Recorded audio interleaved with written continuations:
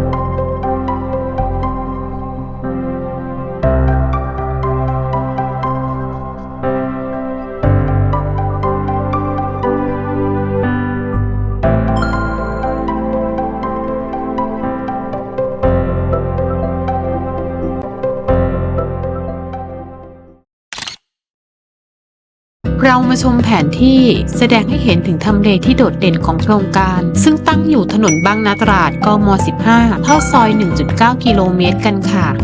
เดินทางสะดวกจากสนามบินสุวรรณภูมิเพียงไม่กี่นาทีรายล้อมด้วยสิ่งอำนวยความสะดวกครบครัน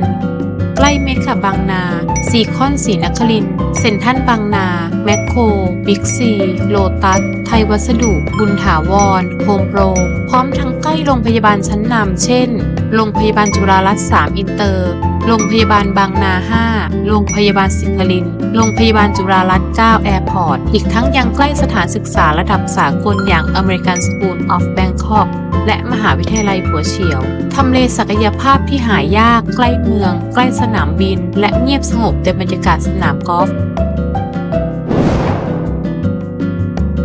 ค่ะจากแผนที่นี้จะสังเกตได้ว่าเราวิ่งตรงจากถนนบางนาตราดเข้ามายังถนนกรีนวันเล่ของหมู่บ้านซึ่งเป็นเส้นทางหลักมายังที่ดินแปลงนี้ก็ไม่ได้เลี้ยวคดเคี้ยวเข้าซอยมากนักนะคะ